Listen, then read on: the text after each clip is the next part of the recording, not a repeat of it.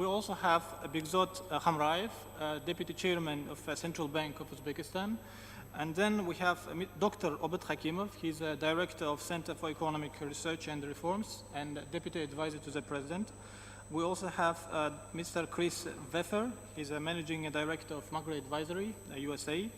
We also are joined by Mark Uzan, Mr. Mark Uzan. He's a Managing Director of the Reinventing Bretton Woods Committee.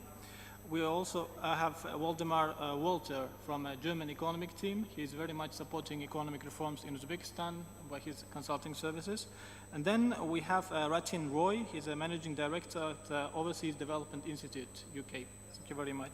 And for the opening note, I would like to give a floor to Mr. Shwatvafayev, Deputy Minister, please. Good morning, distinguished members of the panel, dear friends, ladies and gentlemen. Let me first of all welcome and thank you for participation in today's forum. This is a first experience for us, and we very much appreciate your active attendance and contribution to the work of this forum.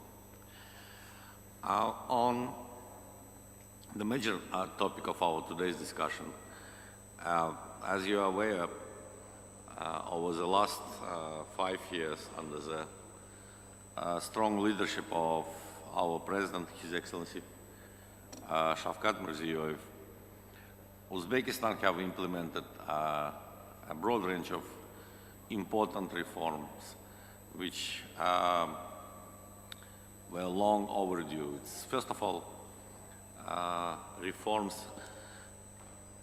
aimed at liberalizing foreign exchange regime, eliminating multiple exchange policies and exchange rates, eliminating foreign exchange operations, barriers for foreign exchange operations. Along with that, we made our trade regime much more open, decisively reduced the very high tariff protection. Important reforms were implemented in the area of tax policy and tax administration. And additional measures to support businesses and protecting the private property. Continuing on this set of reforms, which of course all contributed to much more sustainable macroeconomic situation, to eliminated price and market distortions which were built up over the long period in our economy, and basically provided much stronger confidence and trust of the businesses in macroeconomic stability. We are planning to continue these reforms over the next 5 years. And for me, as a representative of the Minister of Investments and Trade, and it is extremely important that despite all our natural desire to bring more investments, to work on more projects financed from our own resources, from the budget, Fund for Reconstruction and Development, but for all of us, the overarching objective and condition for attractiveness of our investment environment, for sustainable development of the country is macroeconomic stability. And in order to maintain and strengthen macroeconomic stability of Uzbekistan, at this point, of course, we're in the next stage of our next phase of the reforms. If the first phase was very difficult politically. There were a lot of dispute and discussions, but technically it wasn't that sophisticated. You unify your exchange rate, you cancel and eliminate barriers, and it cannot be done overnight. Now we are working on much more nuanced fine-tuning and adapting measures which will further strengthen and contribute to our macroeconomic stability and especially to reaching the objectives in this area set up in the President's strategy for next year. One of the most important priority on macroeconomic policy front is, of course, reducing inflation. We were reasonably successful, and our inflation rate, thanks to the policies of the central bank and the Minister of Finance and overall policies of the government, went down to very high two-digit levels, 18, 17% per annum, to single-digit inflation by the end of last year, and we were targeting to reach 5% of consumer price inflation by the end of 2023. Of course, external shocks, which were not expected and affect Uzbekistan and global economy in general, made this objective very difficult. But nevertheless, we, as a country, do have all means and all policies which enable us, hopefully, to reach this level. And first of all, we'll be using our fiscal policy for that, targeting a reduction of the budget deficit and bringing it down to not more than 3% of GDP. Another important policy area which directly affects macroeconomic policy is, of course, monetary.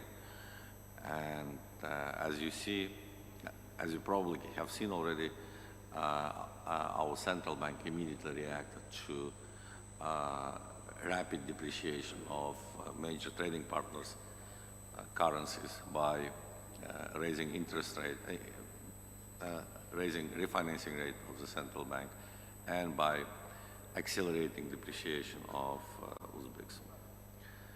Hopefully it will, on one hand, facilitate maintaining competitiveness of our exported goods in the neighboring markets, but also help to control inflation as targeted.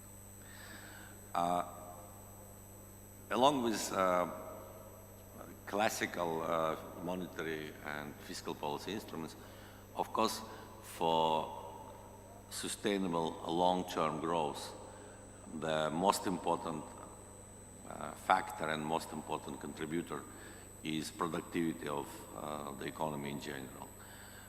We are addressing productivity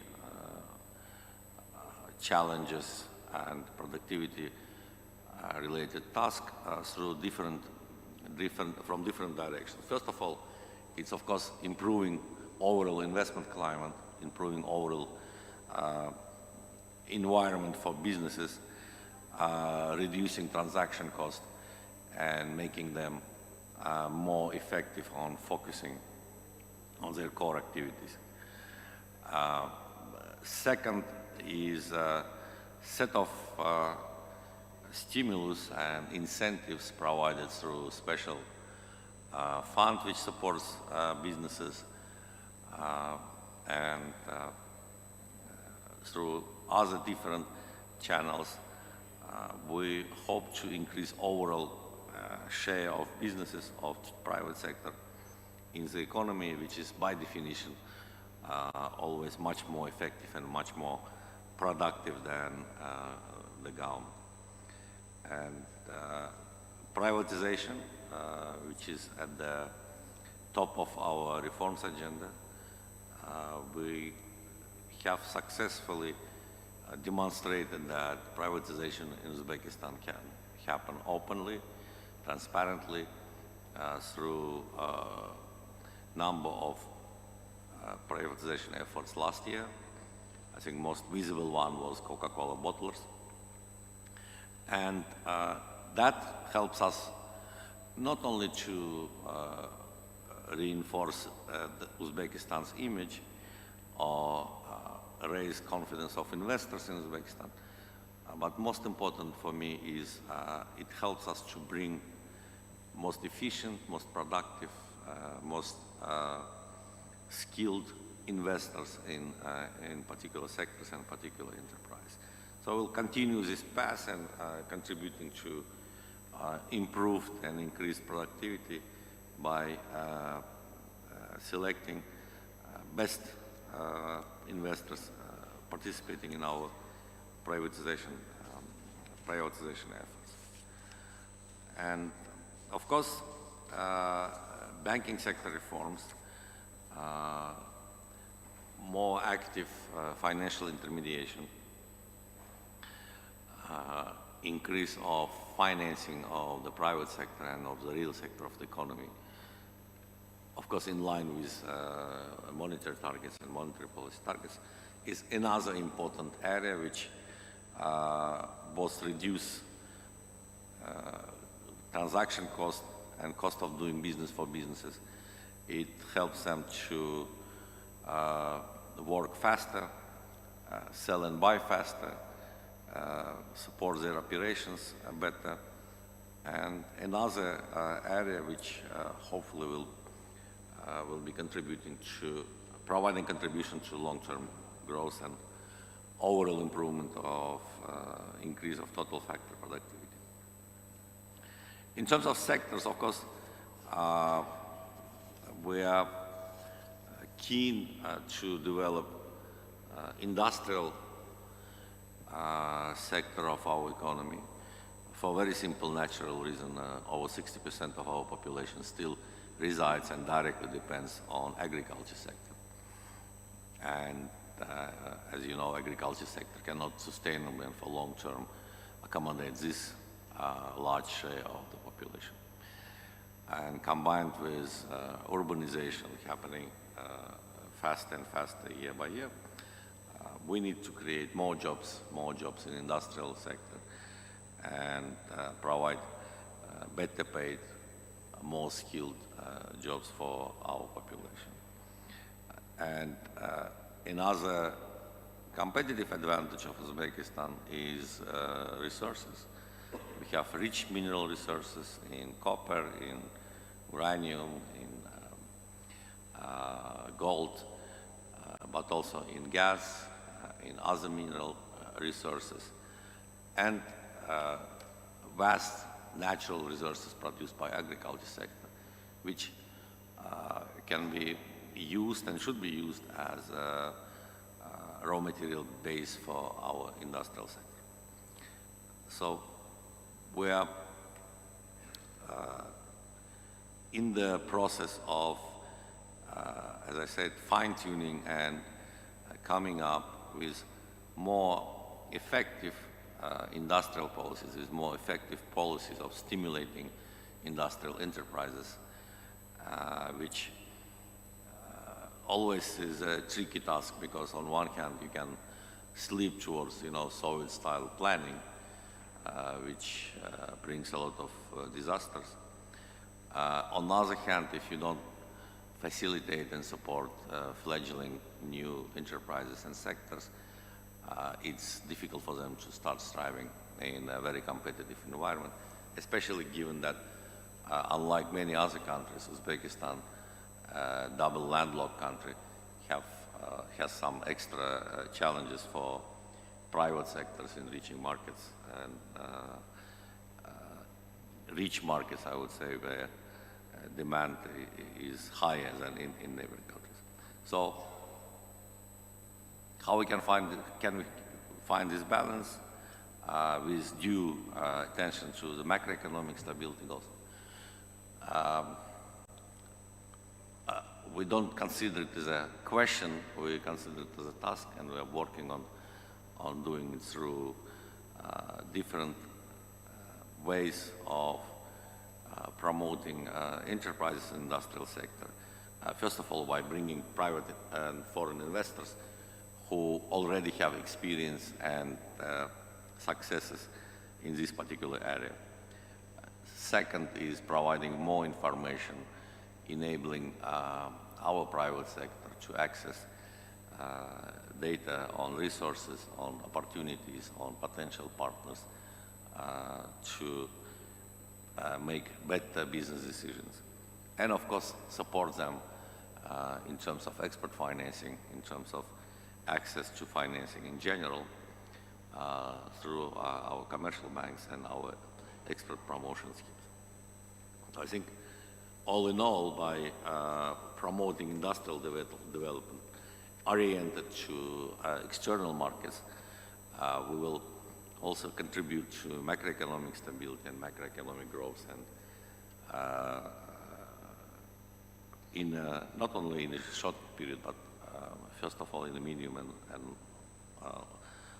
long run. Infrastructure is extremely important for private sector and its activities. Infrastructure, on the other hand, is extremely expensive. Only for roads, for example, we need to finance over $6 billion annually to maintain them in acceptable, decent quality. These resources, of course, not available neither through budgetary financing or through our external borrowings. And the only way forward against this challenge is much more active introduction of public-private partnership, other forms of cooperation and partnership with the private sector, stimulating it to invest productively and profitably in modernization of different parts of infrastructure. We had our first successes in the area of renewable energy in projects based on PPP arrangements in this particular sector. We expanded then to traditional energy generation, power generation through PPP deals with investors to build and operate gas firing station. And our ambition is to replicate this positive experience, lessons learned in much broader set of sectors. Healthcare, which is part of social infrastructure, education, the same, transport, first of all, roads and railroad, rolling stock, airports, power distribution, another important for both private sector and households part of infrastructure, gas distribution infrastructure, and etc. So the size of our ambition is $14 billion investments in PPP deals by 2026.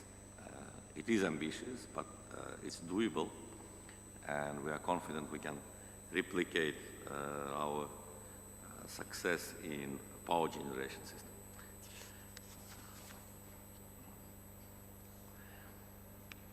And of course, overall improvement of the economic situation in Uzbekistan, especially very broad set of reforms implemented and under implementation in Uzbekistan improves perception of Uzbekistan, improves our ratings, helps us to reach confidently much broader, larger markets compared to previous times. And it facilitates our exports. And through that, again, provides additional brick of contribution to macroeconomic sustainability. So this is our plans, this is where we are, and this is very short description of the directions we are moving forward, and I'll be happy to answer any questions or any comments during our discussion. Thank you. Thank you very much, Deputy Minister, for a very good overview of the past achievements and outlining future plans. Indeed, you mentioned the fiscal balance and the commitment to selection of the best investment projects, which is a key component of the good reforms. And when we talk about macroeconomic stability, we cannot do it without referring to a central bank. And today we have Mr. Begzod Hamraev, so I would like to ask you, what are the risks and external factors which you identify, and what are the kind of toolkit and mechanism does our central bank have to cope with them? And what do you think the impact will be on our macroeconomic indicators, please? Thank you very much, Meet, for the question. First of all, good morning, dear guests, dear colleagues. I would like to emphasize that Deputy Minister, Mr. Babayev, emphasized all aspects of how could we reach macroeconomic stability in our country. First of all, I think the main source, main trigger of our ensuring the macroeconomic stability is reforms. Transformation, privatization, and reforms all sectors of economy, including banking system and the real sector of economy. So, before the starting answer to your question, I would like give some brief information about how was macroeconomic situation in the country before these shocks. Broad reforms in monetary policy, banking system, and economy as a whole is assisted to significantly declining inflation in the country, also stabilizing exchange rate. If you see dynamic of inflation from beginning point of reforms, it was the January 2018 inflation, yearly inflation was around 18%, but end of 2021 inflation reached less than 10%. Actually, it was our intermediate target, and we could see a very huge declining from inflation side. Also, exchange rate also was very stable. If you get after the exchange rate liberalization September 2017 and up to beginning of 2022, annual average inflation rate was around 7% depreciation. It's very stable because if you compare inflation and exchange rate pass, so this kind of stable situation gives some opportunity for domestic and external investors to do more long-term projects, investment projects in our country. Due to this stability and very good investment environment, economic growth was average 6% compared during last 4 years, except 2020 due to the pandemic. But even during pandemic, we could reach some positive economic growth in the country. The real income of individuals increased by 8% annual on real base in average. So this was very good, stable macroeconomic condition. Based on this condition, we forecast inflation for 2022 less than 9% beginning of the year. Also, we forecast economic growth around above the 6% for this year. And the situation will like this. During first 2 months, January, February, all macroeconomic conditions goes under the projection. But last external shocks, end of the February, of course, this kind of shocks will somehow negatively impact our macroeconomic indicators, we could emphasize. So That's why I would like to divide 3 negative effect channels. First one is exchange rate channel. Many of our colleagues might be already know the last couple of weeks our national currency suffered some exchange rate pressure due to decrease of remittance from traditional countries like Russia was main source for remittance. Also some declined or delayed export earnings. It's also possible because CIS market, CIS countries market, in the Russian market, it was main our export markets in traditionally. Also increased demand on FX from business and individuals due to the increased depreciation expectations. Because beginning of March, you know, the Russian ruble depreciated very significantly, and the national currency, our main trading partners, Kazakh tenge, and our other neighbors' currency also depreciated significantly. This is in psychological and also economical effect to our economy, and it creates such kind of extra expectation and devaluation expectations. So if we get, if you see the depreciation was 3.4% during 2021, it's very stable. But last 2 weeks, our national currency depreciated around 6%. So this kind of shocks, of course, required to do such kind of immediately extra policy response from government, from central bank side. Of course, the board of central bank react this situation. Last week, board of central bank increased policy rate from 14 to 70%, 300 points, due to first of all minimize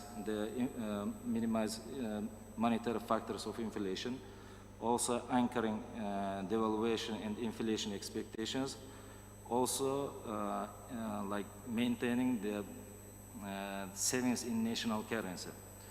So this kind of reaction will positively affect to the market.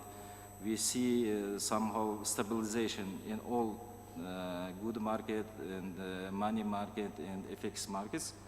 So next channel, I would like to emphasize this inflation channel. Beginning of the year, as I mentioned, we forecast 9% inflation, less than 9% inflation for this year. But due to some food prices, international markets, also some restrictions which is put in our main trading partners. I think this kind of negative supply shocks will negatively affect our inflation also. It might be inflation will be a little bit higher than our forecast. Other factor for effect to inflation is expectations. Our inflation expectations mostly related with exchange rate expectations. In our case, it's similar most of the developing countries. Of course, as a central bank, and we try to keep anchored the inflation expectations under the control. Also, one of the other factor for the might be negatively affect to inflation is exchange rate pass-through through the import goods prices. So this kind of things might be change our inflation forecast. Second channel, I would like to emphasize the financial stability channel. So the worsening financial conditions in borrowers like individuals and legal entities might be somehow negatively affect the asset quality of commercial banks. We also very carefully monitoring situation. We provided several stress tests to check how is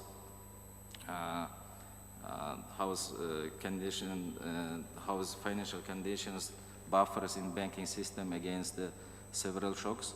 Then the result of our stress showed that banks is very solid and liquid in any risky scenario. And what about exchange rate? It was very discussed last 2 weeks.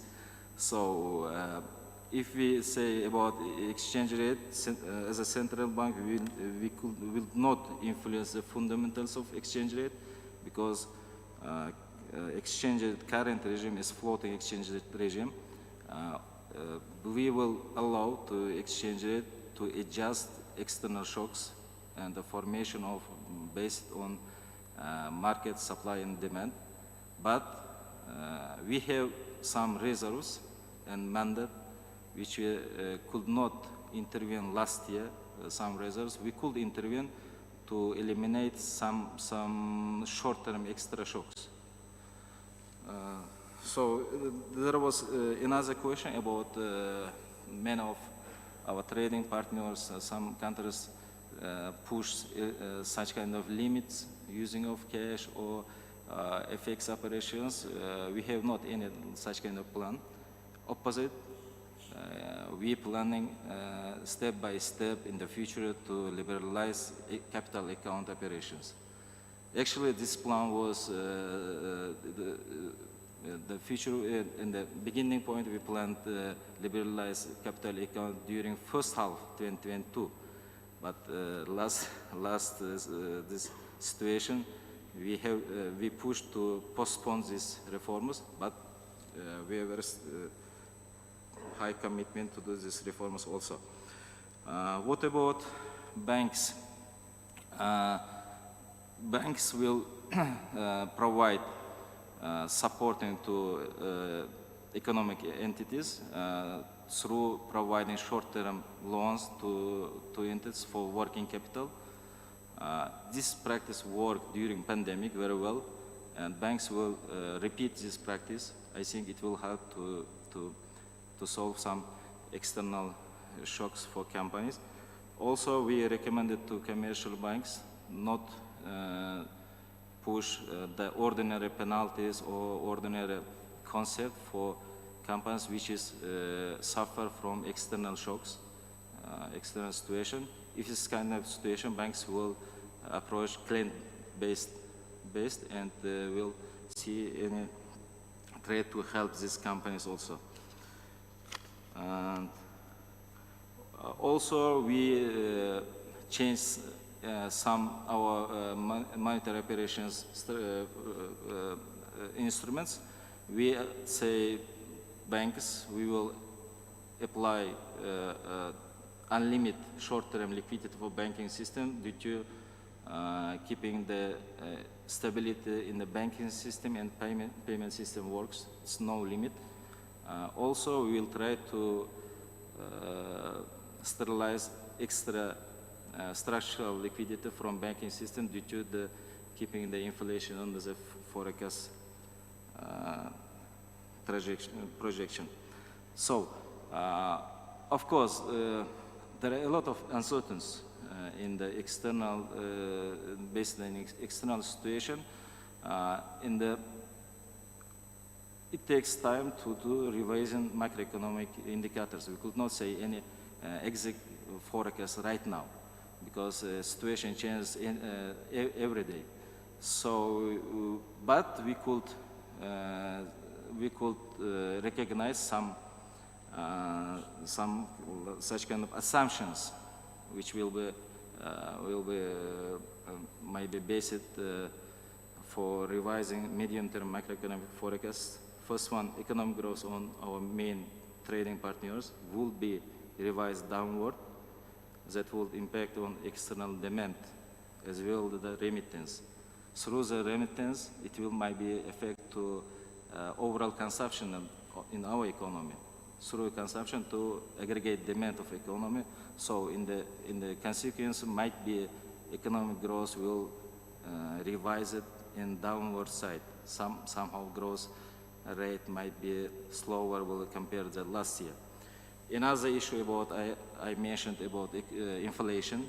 So global increased price of food and other raw materials, somehow push we to revise our inflation forecast for upward side.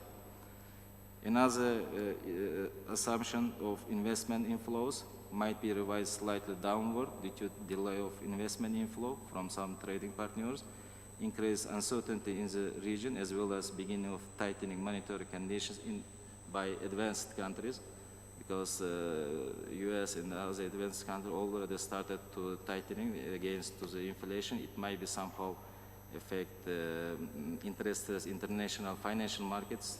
Somehow we will attract some effects in our economy also. So, but this is assumptions, but I should say about measurement, which is taking in the government of Uzbekistan and Central Bank of Uzbekistan. I think as a result, all our measures, our economic growth might be declining in short term, but continuous structural reforms would result to a high economic growth in the medium and the long term. Thank you very much. Thank you very much, Mr. Hamraev, for an excellent presentation. Actually, if I refer to IMF Article 4 consultation, their assessment, it's not mine. The central banks of Uzbekistan's monetary policy stance remains appropriate. And this is exactly after the COVID pandemic, when it was quite a difficult time to adjust. But we've heard from the regulator, we've heard from the ministry, but it's a very good time to listen to our leading think tank, Center for Economic Research and Reforms, which is included into top 10 think tanks according to Global Go-To database. Please, Dr. Robert Hakimov, what is your view of the general macroeconomic context in Uzbekistan? Thank you. Thank you very much. Assalamu alaikum. Dear participants, my name is Obed Hakimov. I'm a director for Center for Economic Research and Reforms.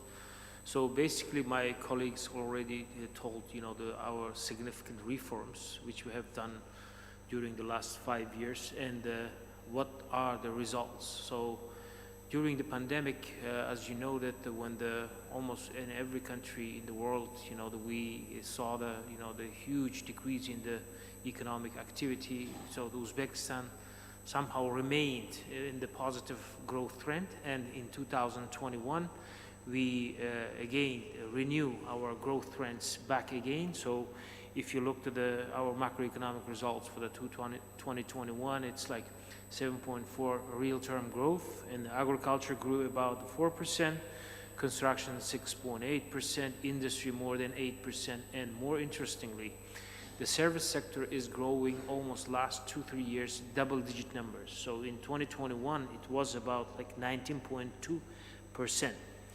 So what will be our guarantee that our, the future or the next, the economic growth and our macroeconomic stability will be the same?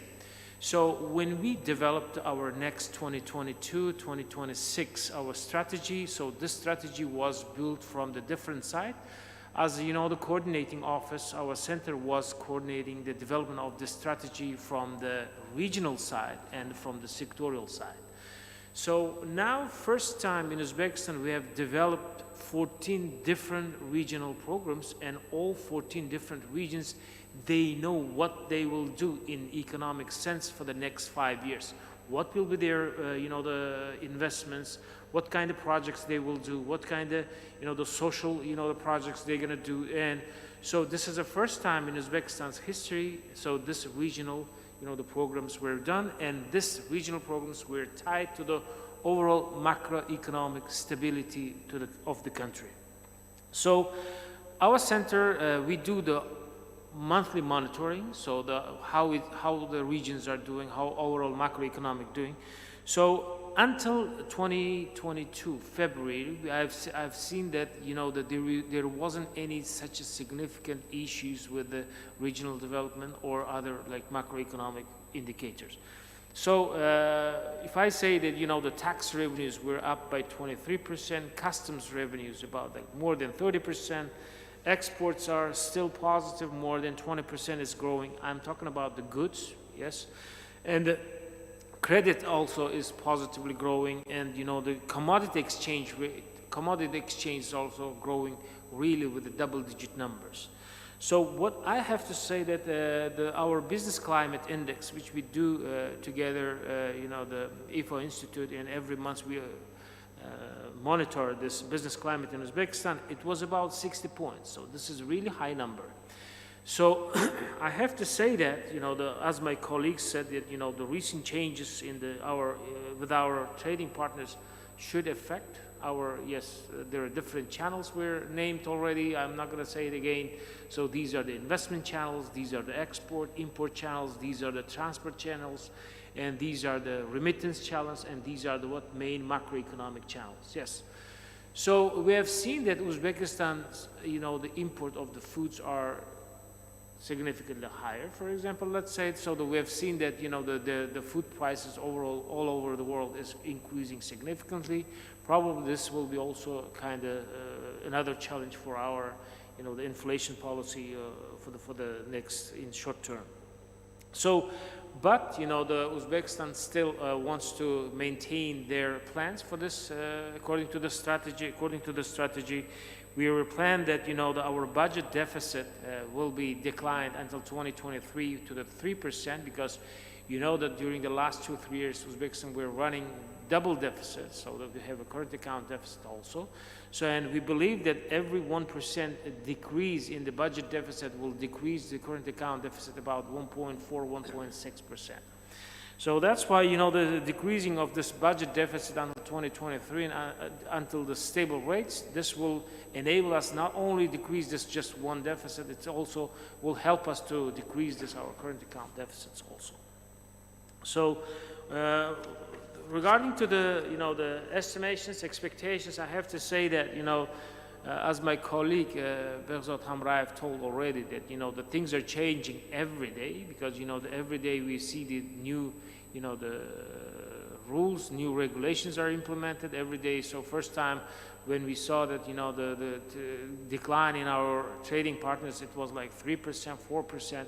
Now people are talking about the double-digit percents, and that this will significantly change not only to the Uzbekistan stability. This is also changes the the whole region, Central Asian, the stability, because this in Central Asia we have about 180 million people who has the growing the gross domestic product about 300 billion, and if you look at the trade of Uzbekistan, our 30% of our trade with the the Eurasian Economic Union countries, 35%.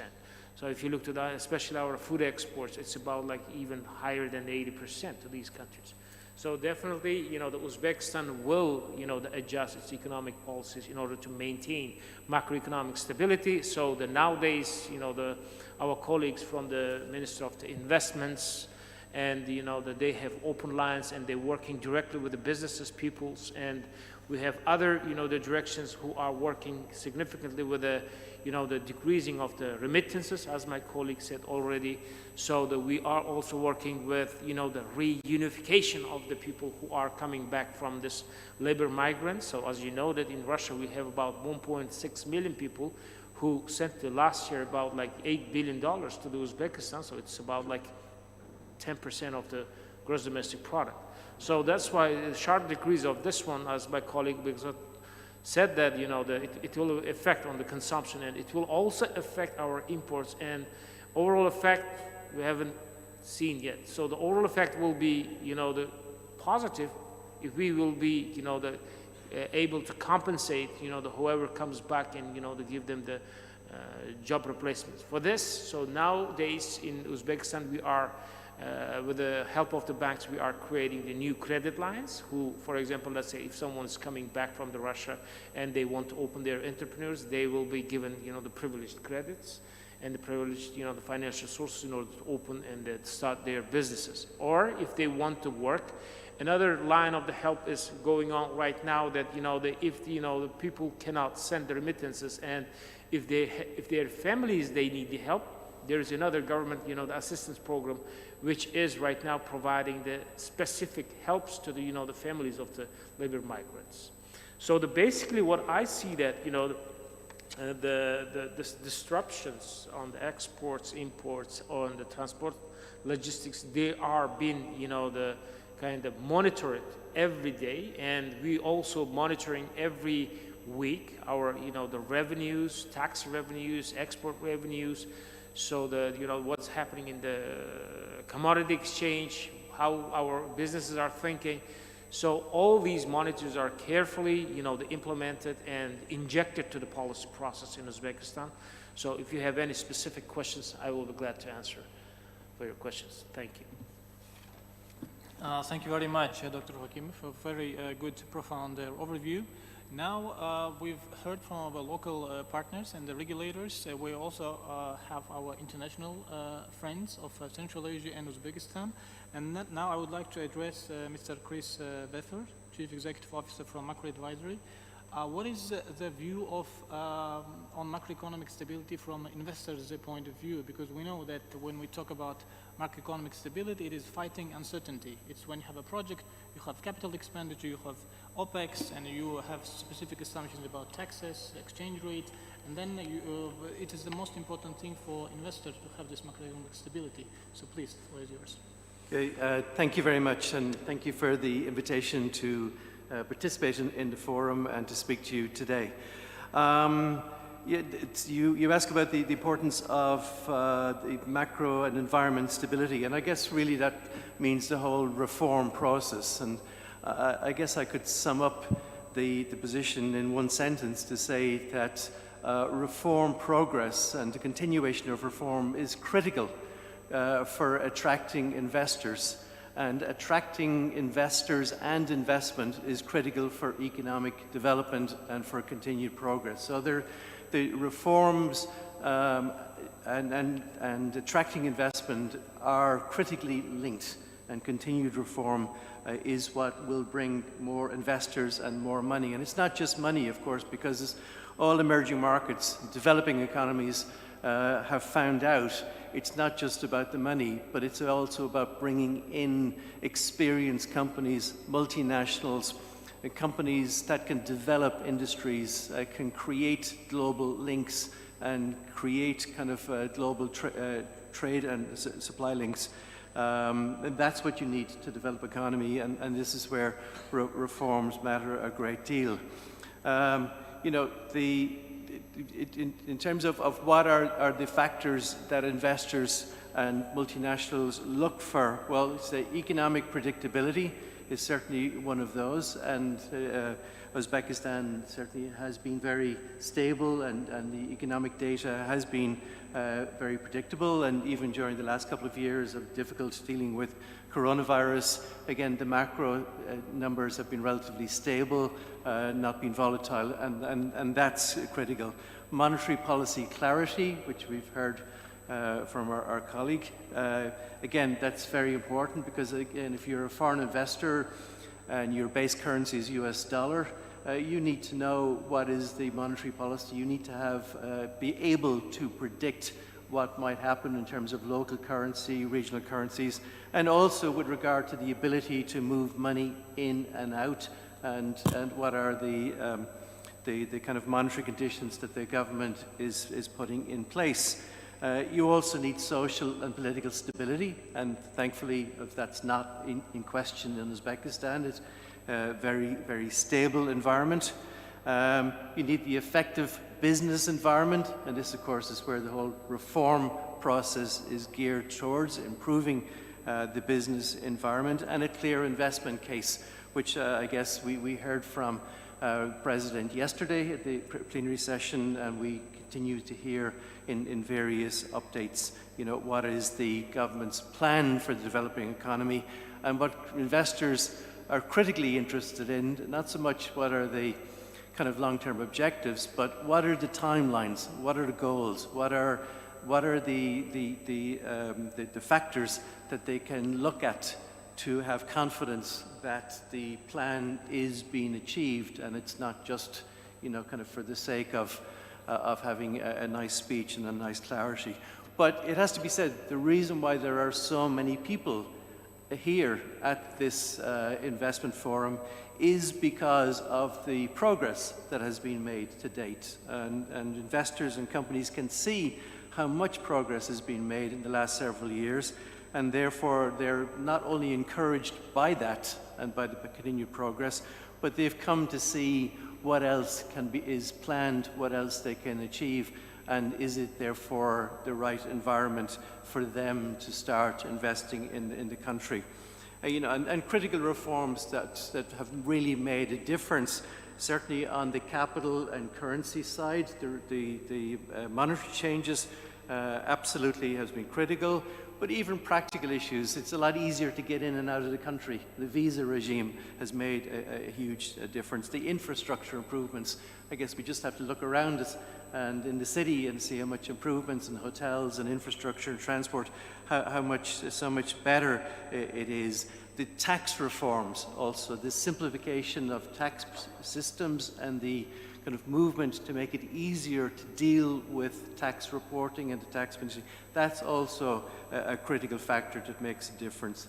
The measures we've seen so far in tackling kind of old-style corruption also, because companies don't want to invest if they don't have some confidence about the rule of law. And we've seen that, unfortunately, far too often in emerging markets, developing economies, where successful businesses have problems because of the poor enforcement of the rule of law.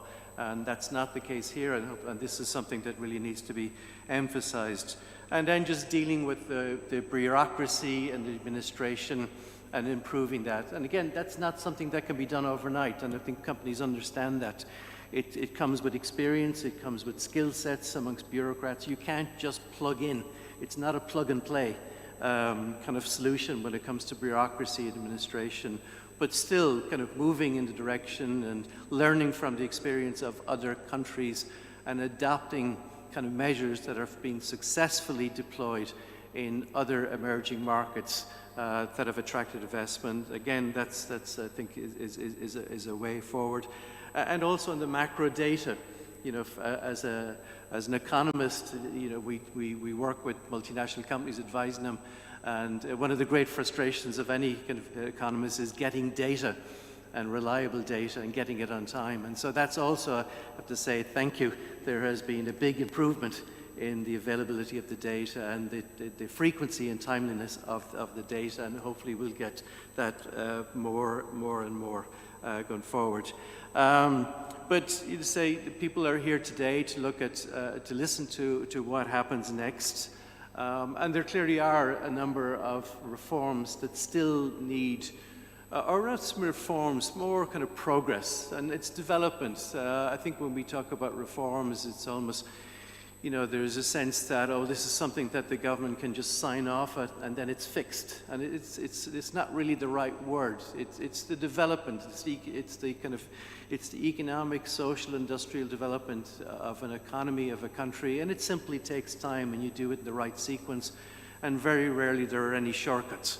And so a lot has been done, as I say, so far, and now there's, there is a roadmap of what needs to be done to attract investors, to persuade big companies that this is a good country and a good location for them to invest in. And in no particular order, we heard the President yesterday talking about efforts to make available more skilled workers, and he talked about the expansion of school system and of universities, the number of universities, and that's clearly very important. Having available workers at all levels, from the factory floor to, computer developers and skilled workers in an economy. And I guess this is where the opportunity from the migrant workers is, as well, of course, as the short-term challenges that my colleague has mentioned, but obviously, almost 2 million workers coming back, being part of that kind of employment expansion and how that's managed clearly will be important. Also, we've heard about efforts to support entrepreneurs and SMEs and provide not only support during difficult periods, but providing investment and funding so that those businesses can expand, and helping those SMEs and entrepreneurs understand what are the opportunities for their business and also how they can sell their product and where they can sell their product. Again, these are I know it's part of the development plan and hopefully will continue. And making opportunities available. Again, I guess the textile industry is one that people have talked a lot about at this forum because of the changes that have happened in the cotton industry and the move towards value-added processing. So making opportunities available for foreign investors, not just, unfortunately we've seen far too often developing economies trying to protect what they regard as the crown jewels for domestic investors. It's like, oh, the foreigners can have that bit, but this is good and we want to keep it. And that's not good, because you need to bring in, you know, expertise and capital and experience into the whole economy in order for it to develop. So there are opportunities for everybody and not just kind of on a staggered basis. I mean, transport logistics, I've mentioned, huge improvements we've already seen, and also at a regional level. Again, companies looking at Tashkent as possibly as a regional hub for their businesses. So again, can you not only get product maybe to Dushanbe or Bishkek or eventually down to Kabul, but the administrative barriers, the procedures that need to happen, as well as the physical infrastructure. And again, that will greatly enhance the attractiveness of this region, particularly Tashkent and this part of Uzbekistan, if that regional hub opens up. But then, you know, critically, I guess the most important area is simply the bureaucracy, the business administration.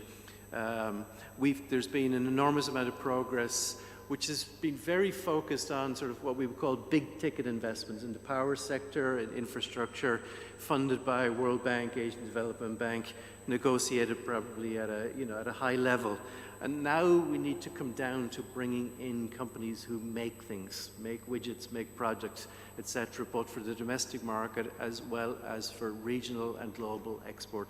And those are the companies that have to deal with day-to-day bureaucracy, getting permissions to do things, to open a factory, to get inspections passed, all of that. And that's still a big challenge, I think, in this country, which is not a surprise given how relatively young you are, you know, in the development process. But that clearly is a huge challenge.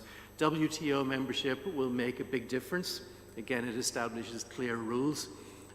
And say that the rules of the game and the clarity is very important. It comes with WTO, so frankly, the sooner the better. And you know, then just looking at how the market develops. The domestic market, number one. Obviously, a lot of companies will look at that, and it's a big population, the big market. Of course, as we all know, the regional hub, say, not to be dismissed, given where you are and the big urban centres within easy reach, and then global markets. And again, it's partly infrastructure of getting product in and out, and it's partly the tariffs and the administrations in order to do that. So let me just finish by saying that, again, repeating, the reason why there are so many people here is because they see what you've already done. They are clearly are aware of the potential domestically, regionally, globally, and are interested in that potential. And they're here to, I suppose, to get encouragement that the government is committed to moving on to the next phase of, I won't say reforms, but just of economic and industrial development. And that's the area where a lot of companies are now focused on. It's the administration, it's the bureaucracy, it's the ease of doing business. If you get that right, the economy will be substantially different in 5 years' time. Thank you very much.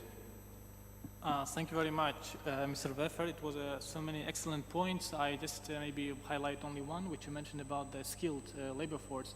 Indeed, it was one of the most important points which were revealed during the Business Enterprise Survey by the World Bank in 2017. Of course, first one about currency convertibility, but that's solved. But now a government understands this, and if you see in the new strategy 2022-26, there is a commitment to increase the number of private universities 50 more, and have the coverage with higher education up to 50%. And with this, I would like to address our friend, Mr. Mark Uzan, related with whether we talk about labor force, you want to make sure that there is a gap between universities and the labor market is minimized, and only taking into account not only the local market, but also international markets. Also, the Uzbekistan is not a closed economy. It's, we are interconnected, and you will need to understand the impact of interdependence. So what is your view on international economic outlook, and what is the regional outlook, and what are the channels which might have an impact on the regional and local economy, please? Thank you very much. Let me first thank the Uzbek authorities for inviting us here for the International Investment Forum. I would like also to congratulate you for the quality of the forums or number of attendants, and I look forward to welcome to the next one. But congratulations, because as you remember, we have been all hit by COVID-19, so it's quite a feast that you were able to attract so many people to participate to this very interesting conference. So my remarks today, as you mentioned, is going to be dealing with the international dimensions of the global economic outlook, because when we think about macroeconomic stability, I like to link macroeconomic stability with resilience and the capacity of a country to be resilient to withstand economic and financial shocks. So as you recall, everyone here has been dealing, and every country has been dealing with COVID-19, and every country was starting to think, how I'm going to be able to withstand, COVID-19. And interesting enough, when you look at, in retrospect, countries who were not entering recessions during COVID-19, one of them was Uzbekistan. I think in 2020, Uzbekistan grew by 1.7%. So in order to follow on this, the question for all of us here is Uzbekistan and Central Asia are going to withstand maybe a potential shocks with the current sanctions and the current war in Ukraine that is going to affect clearly Central Asia. And in this context, I would like to lay out my remarks about really what will be the transmission channels that will be impacted. And I would like to add about what the Deputy Governor of the Central Bank said before. So clearly, the Russian invasion of Ukraine has reverberted through Central Asia. Countries are the most vulnerable given close trade and financial links and reliance on remittances and tourism. And so let me try to lay out these different transmission channels. So the first really initial market impact. All currencies in Central Asia have been depreciated, with the biggest impact felt by Kazakhstan, Georgia, and we are seeing depreciation pressure that elicit interest rate hike in Kazakhstan, foreign exchange intervention in Georgia, in Kazakhstan, and in Kyrgyz Republic, liquidity support, and a step adjustment of the official rate by the Kyrgyz Republic. Stock prices in Central Asia have been declining, and we are going to see investments that is going to follow up on this. And of course, Central Asia is exposed through spillover, through currency market, close trade and financial links, and reliance on remittances and tourism. Given the tendency of regional currency to move in tandem, a sharp depreciation of the ruble could spill over to some Central Asia countries, aggravating inflationary pressure and posing fiscal and financial stability risk in countries with foreign exchange balance sheet mismatch. As inflation in Uzbekistan is around 10%, an aggravation could be problematic as 25% of its population is under the poverty line. The other channel is clearly payment system disruptions could have a big impact on Central Asia cross-border transactions. The sanctions of Russia are going to be a problem for foreign workers, which is a real source of income for Uzbekistan. Remittances represent around 31% of GDP in 2020 in Central Asia. Uzbekistan is sending billions of migrant workers to Russia, but its economy is less dependent on their remittances, which are equivalent to around 11.6% of GDP in 2020. The World Bank is predicting a 20% decline for 2022. Some 55% of Uzbekistan remittances come from Russia, around 6% of the Uzbek GDP. The other channel is clearly the export to Russia, constitute 20% of Central Asia total export. Russia is a key source for CCE import, including energy and wheat, and food security could be at risk. In 2018, Russia was the third commercial partner for Uzbekistan with 50% of its exportation. So clearly, this is going to affect the growth for the country. We can also see a problem with the embargo put on Central Asia from Russia about cereals. Russia supplies more than 20% of food imports from Central Asia as a whole and are reliant on Ukraine for wheat. Uzbekistan, as Kazakhstan and other countries, are deeply dependent on the importation of goods from Russia. Uzbekistan, for the moment, have enough stocks to last until summer, but after it might be more complicated. The rise of oil could also affect the Uzbek economy and its GDP. The rise in oil prices could worsen current account balances of all importers by 1% of GDP, but with lower export and remittances and rising food prices, the overall current account impact will likely be larger. And if this macroeconomic reform actually helping the country not to fall, the measures taken by Russia will affect Uzbekistan and all Central Asia countries. As you know, many Central Asia countries are landlocked and regional trade and financial integration is quite low. Alternative trade routes, especially for food import and energy export, are limited and will need to create and will increase clearly transportation costs. Of course, Uzbekistan have already started to increase its relationship with other partners like China, India, and Turkey. Nevertheless, the impact on this relationship and exchange with Russia will not let the economy and the growth intact. Most CCE countries are under-diversified and depend heavily on few external factors. Energy exporters should benefit from higher oil and gas prices, which will help cushion the impact of higher food prices. Make energy export to Russia may be at risk. Energy importers should face additional inflation pressure, and similarly, some CCE countries benefit from higher gold prices. As I said before, remittances are critical for Uzbekistan. A sharp decline in remittances, compounded with the depreciation of the ruble, will reduce disposable income and growth, especially to low income, and potentially can add social pressure. Of course, there are also other transmissions like geopolitical factors. Central Asia countries are young states, and the region is quite vulnerable to shifting geopolitics. Russia remains a dominant partner for regional security, as shown in January in Kazakhstan. However, Central Asia countries have always sought to balance the geopolitical and economic influence of major power. China has become an important trade partner in recent years, and the US in European interests in some sectors, particularly in energy. And here, I commend here the number of European companies who are participating in this forum are quite substantial.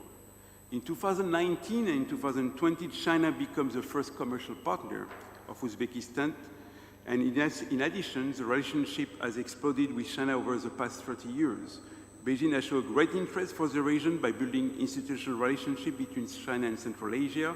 Of course, the Shanghai Cooperation Organization, and of course, the initiative of China with the creation of the Belt and Road Initiative, and also different new institutions like the Asia Infrastructure Investment Banks. So clearly, sanctions may be an important transmission channel to this country. Russia may seek to increase leverage to its close ties with Central Asia. As a result, Central Asia region might be caught in the crossfire. It also pressured to align with the West. It is still unclear where the West will aim to ramp its assistance to the region and to which country specifically.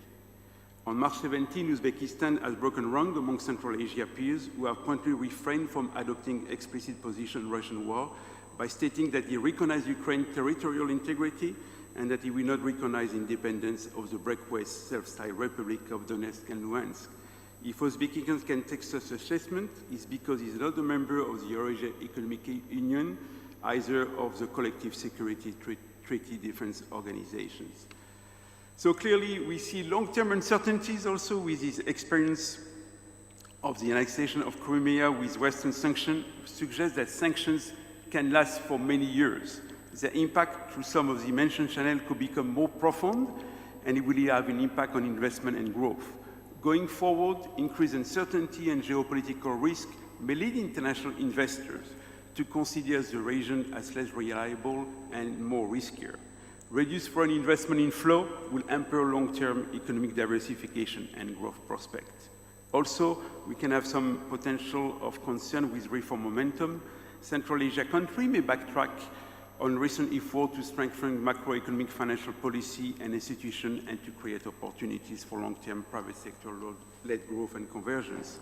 And the lack of projects in this area may in turn fuel social discontent and political instability. So I'm not here to provide bad news, but I really wanted to showcase that this potential shock with the war can have a huge impact on Central Asia. But at the same time, I'm a strong believer that in thinking about global economic interactions, that we might be ending a chapter of globalization. So it is important for Central Asia today to think about an anchor, a new anchor, and to develop new linkages with the EU. And I believe it can represent a big opportunity, since the opening of investment and modernizing the economy. Central Asia has an important linkage with the European Union. The EU has created a new strategy. A year ago, there was the first forum, the Central Asia Economic Forum, that has been initiated by the European Union. And the EU President, Madame von der Leyen, mentioned, yes, we want not to create dependence, but we want to create links. So to conclude, clearly, we are now in a new chapter in the global economy. I think this is maybe major challenges and major transmission channel that might impact Uzbekistan and other Central Asian countries, but at the same time, I'm a strong believer that Uzbekistan can also diversify and create new linkages with the European Union. And I stop there. Thank you. Thank you very much for a very broad overview and showcasing the key elements of international economic outlook. And indeed, as Mr. Chris Weffer mentioned, the most important key is continuing with the reforms.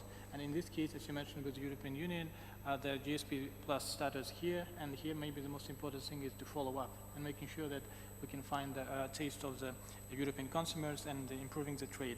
And now I would like to pass the floor to Waldemar Walter from a German economic team, who has been accompanying reforms in Uzbekistan for the past couple of years. And for the economic block, it would be interesting to listen to your observations and assessments of how government were coping with macroeconomic stability issues in the last years and your future assessment as well. Thank you. Thank you very much, and thank you very much for the invitation, of course, and also for the question. I will start more basic. So first I will look what is macroeconomic stability and why is macroeconomic stability important. And then also I think the question of the round table is what level of rigidity of monetary policy should be and what level of fiscal burden. And I will also look somewhat in this question. So what is macroeconomic stability? We think there are four basic indicators. These are first inflation, of course. Inflation should be rather low for stability. There's budget deficit and public debt, what also should be low. Then we have exchange rate, which should be stable but not fixed, and also reflecting fundamentals ideally.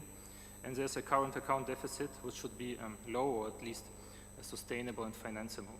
So these indicators can be narrowed down further to moderate inflation or low inflation, solid public finances, and a sustainable external position.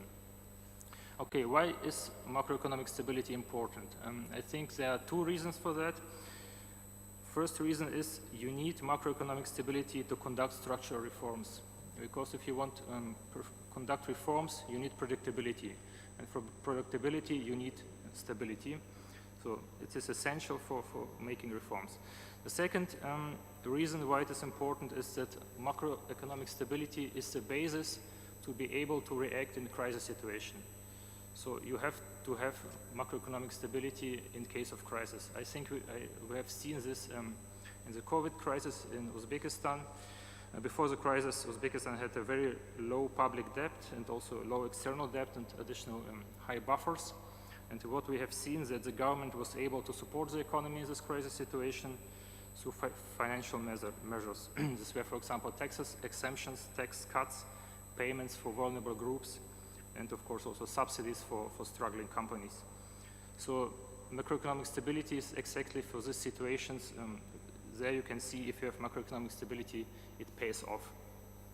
Of course, as was already mentioned, Uzbekistan was one of the few countries around the world, I think, that was able to maintain positive economic growth in 2020, and I think one of the reasons was that of macroeconomic stability, and because the government was able to support the economy.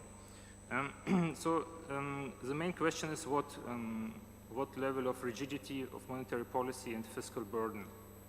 Of course, this is difficult to answer, but the questions already raises the two instruments what are available. This is first monetary policy, and this is fiscal policy.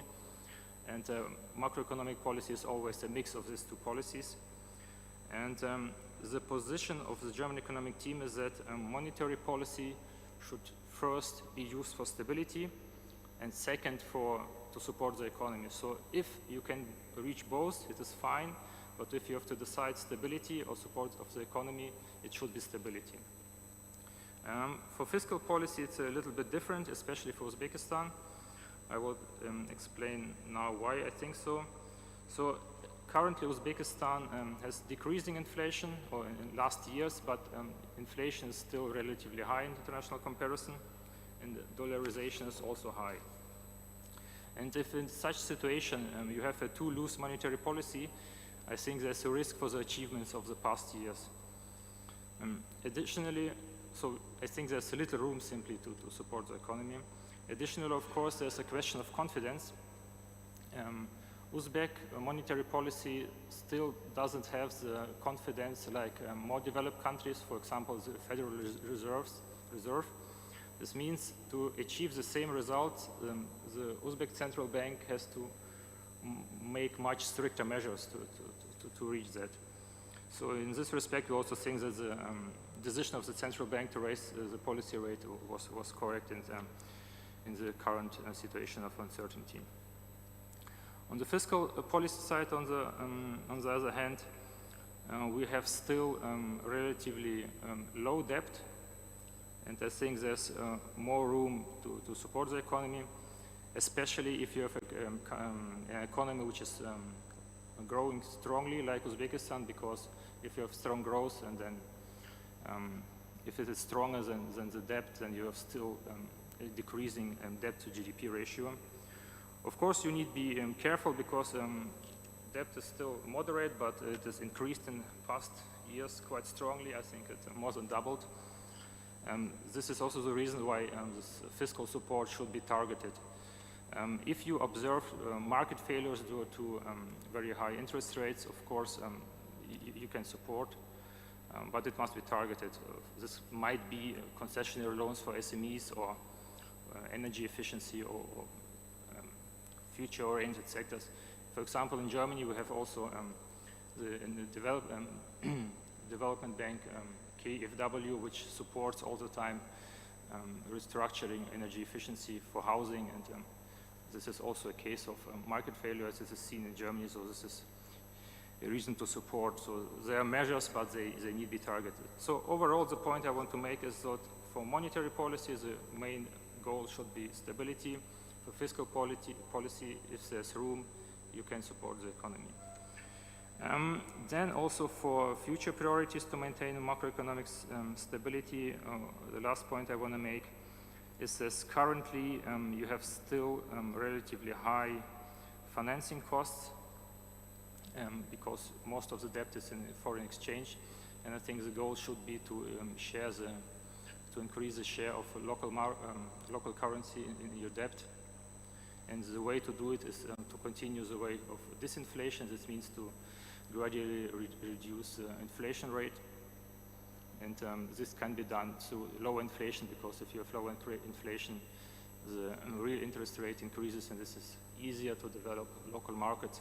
Of course, inflation should also not be too low, because, for example, 2% like target in the European Union, it would be too low for Uzbekistan, because if you have structural reforms, you have strong changes in relative prices, and you need some flexibility that you have, so these changes can be cushioned. So I think the level should be targeted internationally. It's usually for transforming economies between 4% and 6%, and I think this is exactly the target that the central bank is going for. So from this perspective, we think that it's a good idea to continue. Okay, so much from my side. Thank you very much. Thank you very much, Waldemar. And taking into account the time limits, I would like to pass the floor to Ratin Roy from the Overseas Development Institute. So in your view, what are the key challenges and the risks within this macroeconomic context which our government and international partners should be aware of or pay particular attention to, please? Thank you, and thank you very much for inviting me for this seminar. I'll address that question in two dimensions. I'll start by talking about old-fashioned domestic macroeconomics, and then I want to talk a little bit about the situation caused by the Russia-Ukraine conflict, and my choice of words should signal that my take would be overlapping but slightly different in how I describe the Russia-Ukraine conflict. Okay, so in macroeconomic terms, let me first congratulate the central bank, because I've worked in emerging economies sort of for 30 years. And very often you judge an emerging economy's policy credibility by the ability of the policy institutions to be frank about the future, rather than build it up an unduly rosy picture. And you were very frank, sir, about the fact that in the short term there's going to be economic pain, and I found great clarity in how you're going to deal with it. In those circumstances, I would say that, in terms of targeting monetary policy, perhaps the target of a 5 to 6% CPI is aspirational at this time, and you may wish to revisit it for international reasons, that global inflation is rising, and the inflation tolerance of central banks across the world, you see this when you go to Basel, is rising. So in those circumstances, there will be inflationary pass-through, and that could be a problem. Except, of course, that the big bet one is making here is that global inflation, median global inflation will also rise.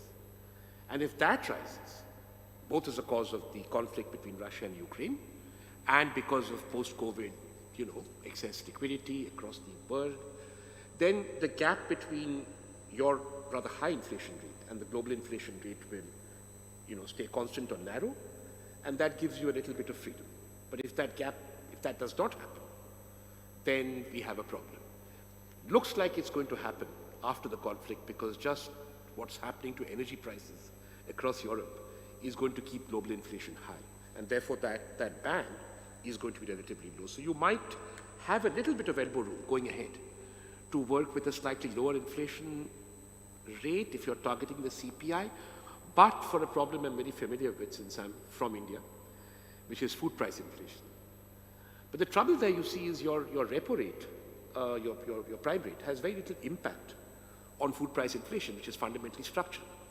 So I think what I would suggest is perhaps with CERR or someone, a separate investigation into the drivers of food price inflation and a strategy to deal with that, which would be independent of what your monetary policy committee does about targeting CPI. So briefly, if you're able to bring down the food price inflation, and you could be comfortable with a higher CPI given that global inflation is on the rise, but if you can't bring it down, then you have some tough choices to make, as my colleague from Germany was saying. On the fiscal policy side, again, the tolerance for higher fiscal deficits across the globe is rising. And therefore, I thought your deficit targets were very conservative, with one big caveat. 99% of your debt is sovereign foreign debt, as you were saying. And in those circumstances, I'd be very careful about the fiscal deficit. But I think after the first stage of reforms, a time has come to think about two things one can do, which is how does one increase the share of domestic debt in total sovereign debt and lower the share of foreign debt. I think that's very important. One way that many countries did it, and we can talk about this in more detail later, is to do two things. One is to issue debt in perpetuity. This was done during the Second World War by the UK. They just paid off the perpetual. So what happens is you issue a bond, and that bond has no expiration date. There's an interest rate in it. You can trade it, but it has no expiration date. So therefore, the liability of paying back the principal is not on the books of government. What you have to deal with is the debt interest. And bilateral arrangements with individual institutions to be able to get them to buy debt rather than use the sort of market auction instrument, which doesn't work. It took India 40 years to get into market auction and to get debt into the market auction route. So private placement of sovereign debt with regional partners, with domestic producers, even with foreign investors, long-term in nature, where they get an assured return on interest on that sovereign, can actually make your savings market. It helps build it up. Because insurance companies can buy those instruments, banks can buy those instruments, but you don't have to worry about maturity, hedging, rolling over for a long time. And of course, proceeds from privatization should, I do not agree with the IMF.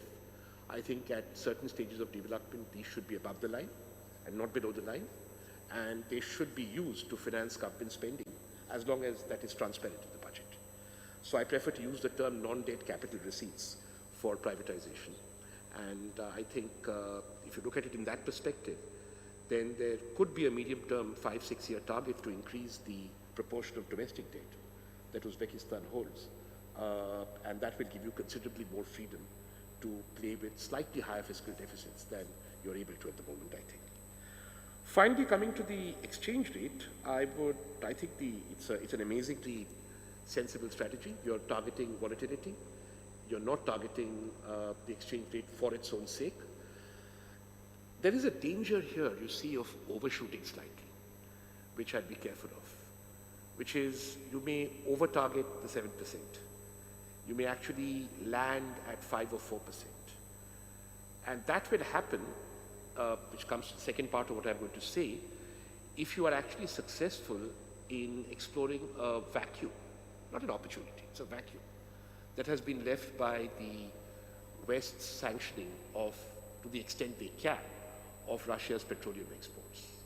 So if somehow you were able to maintain your cotton exports, your gold exports, which should actually be very robust given the instability in the world, and your petroleum exports, then you might actually end up with a slightly higher exchange rate down the line than 7% from today. So I would warn about that, and I would think about stuff you could do then to actively intervene in this rather unusual situation. Okay, so the second part of what I wanted to say, I wanted to agree with Uzan. It's about resilience.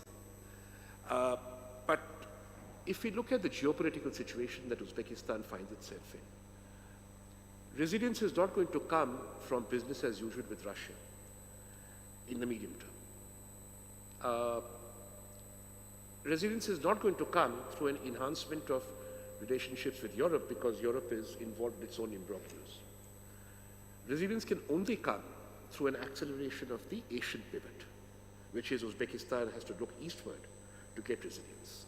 I'm saying this because we've just finished a study of how the Ukraine-Russia conflict impacts different parts of the world. And we found that the part of the world that is most positively impacted is actually Asia. Asia will actually net gain from this conflict and not lose net. To give you an example, the commonly held assumption that commodity prices will rise for Asia. India just signed a 2-year deal with Russia to get oil from them at heavily discounted prices. How does it come? It comes to China. So Asian countries already engaging in, no Asian country is sanctioning except Japan, is sanctioning Russia. So there's already an engagement, a very intense bilateral engagement happening with Russia. Now, if the conflict escalates, then all bets are off. I mean, if NATO does intervene, if a chemical weapons issue comes up, but then it doesn't matter really, does it? Because then it would escalate as usual into a quasi-world war. So assuming that there is a stop to this conflict and there's no escalation, we will see a gain there. How will that gain positively affect Uzbekistan? Well, if you could try and step up 3 exports, you're already exporting a lot of cotton to Bangladesh, exports of petroleum to China and India, exports of gold, if you can actually step up these 3 exports, then your balance of payments would be perhaps in a much better situation as you decouple from Russia. The one thing that, there are two risks here, which I'll conclude with, three risks. The first is a risk which in the Asia pivot, many Asian countries have suffered from, and Uzbekistan needs to avoid, which you mentioned, Hakimov mentioned, which is the rapid growth in service exports. Many Asian countries, Thailand, India, Sri Lanka, are finding to their cost that when you skip the manufacturing transition, you end up in a very bad place. You end up with lots of low-end informal sector exports, and you don't have a sound manufacturing base. And so rising share of the service sector, in a sense, ahead of the rising share of manufacturing, is not an unmixed blessing. It can be dangerous, and I would keep an eye on that in the Asian pivot, because otherwise you end up producing a lot of low-end informal exports, and that's not a good thing to do. The one place where Asia will not be able to help in strategizing the Asian pivot will be in the area, again, Uzan mentioned, which is remittances, because Asia has labor surplus. So that is a hit I would prepare for. I agree with Uzan completely. I've done the numbers. In fact, my numbers show that Uzbekistan will be the worst affected amongst all Central Asian countries. Now, the counter-argument is, I know this, Uzbek workers work in the informal sector, they'll find a way of staying in Russia. The trouble is, if they do that, their remittances are not going to show up in your official financing. So on the books of the central bank and in your foreign exchange reserves, those income flows are not going to show up because they'll be under the radar. They'll not be captured in the national accounts. So you will have this hit, and this will have to be dealt with. I'd put this as shock number one for macroeconomic policy, absolutely shock number one. But on trade, I see two ways in which the problem, of course, is regional connectivity. One, of course, is that China is quite willing to act as a mediator for trade between Russia and Asia, and there's no reason why Uzbekistan should not benefit from that. But the other route, which is opening up, and I predict it will open up far faster because of European concerns for energy, is Iran.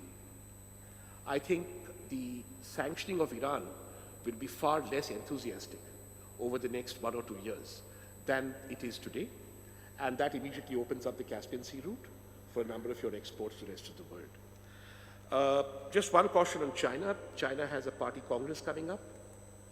That normally leads to some domestic instability, and so one has to be careful in navigating that. China also has a domestic pivot happening.